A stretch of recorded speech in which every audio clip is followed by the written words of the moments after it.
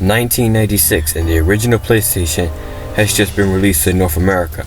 The gaming industry at this time was transitioning from 2D to 3D, and at the forefront of this craze was Sony's PlayStation, already stealing the show from its competitors with its advanced 3D graphics and ability to play games off of a CD-ROM. Sony's head start was only supported by companies who were taking advantage of the more powerful hardware. The one in particular we're looking at today is Konami, and one of its developers, a certain Hideo Kojima. His relationship with the company was mixed, as he was still being overlooked due to his lack of programming skills.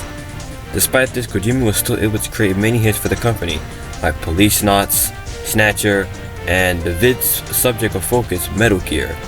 The series had been dormant ever since 1990's Metal Gear 2 Solid Snake, and they wanted to make a third installment, but was sidetracked by other projects. It wasn't until the release of the PlayStation that development got underway.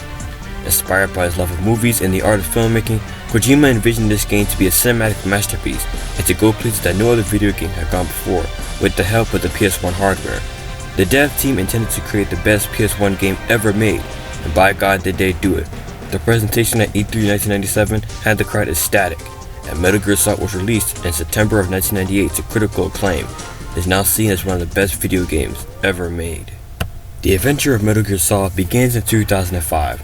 The latest edition of a bipedal nuclear-armed robot named Metal Gear has finished being developed by the US government in a military base codenamed Shadow Moses Island in Alaska. Everything is going well for the US until tragedy strikes. A terrorist group by the name of Foxhound stages an uprising at the base, demanding $1 billion and the remains of their former leader Big Boss, or they'll unleash a nuclear weapon. Meanwhile, former Foxhound member Solid Snake, retiring in Alaska, is called back to combat the threat with his support team.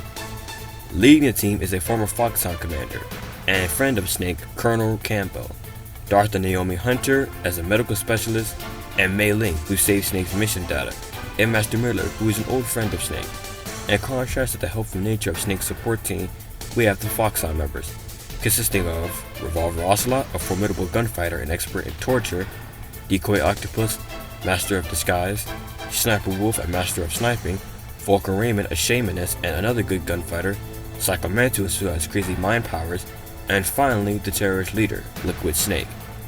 Snake's mission objectives are simple at first: rescue the DARPA chief Donald Anderson and the ARMSEC president Kenneth Baker to learn about terrorists and the nuclear threat and to stop anybody involved. But in classic Metal Gear fashion, the story isn't as straightforward as you might expect. Twists and turns around every corner ensure that players are engaged the entire time. Kojima essentially took the cliché spy action thriller genre and turned it on its head, creating possibly one of the most memorable stories in gaming history. And I'm gonna leave it there because it's better to play the game to experience it firsthand, and with my high school life doesn't allow for 1-hour videos. But what about the gameplay?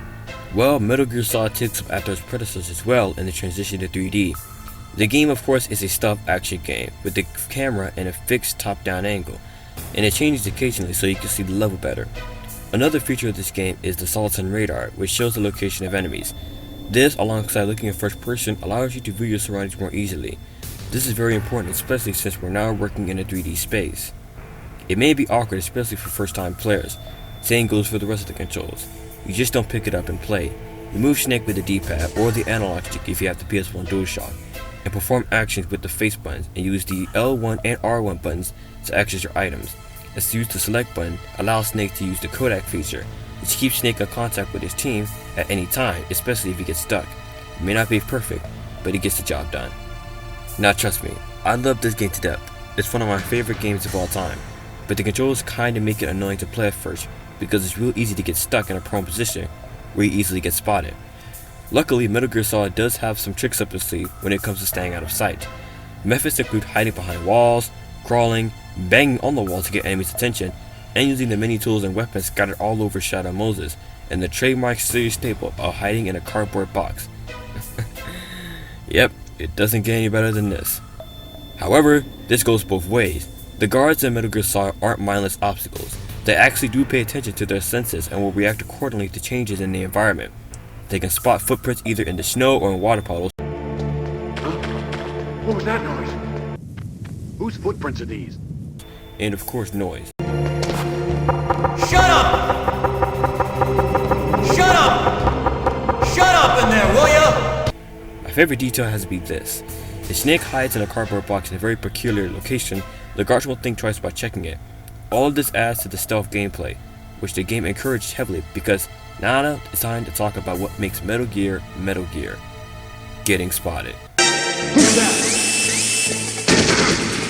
When spotted, Snake has to escape and stay out of the guard's line of sight until everything goes back to normal. But that's easier said than done. The guards are relentless and will check everywhere for Snake. Alongside the fact that your health bar is small at the beginning, it goes to show that combat is bad. There's one caveat though. Sprinkled throughout the game's story are boss battles against the members of Foxhound. Each boss battle is unique in their own way, ranging from gunfights, shooting down attack helicopters, and eventually fighting Metal Gear itself, with the challenge of learning their weak points and attack patterns. Psycho Mantis in particular is iconic in his design, as the fourth wall jokes are smart and effective, having to plug the PS1 controller into port 2 so he can't read your mind. Sometimes, you have to take action outside the game, and when you defeat them, you usually get great cutscenes explaining their backstory, adding some nice depth to the characters. In fact, every character, whether they have a big or small role, has a story to tell, and masterfully done voice acting only adds to the enjoyment. The truth is, my grandfather was part of the Manhattan Project. He suffered with the guilt for the rest of his life. You know, I don't use makeup the way other women do. I hardly ever look at myself in the mirror. I've always despised that kind of woman. I always dreamed of becoming a soldier. But I was wrong. It wasn't really my dream. My father, he was killed in action when I was younger. That father began.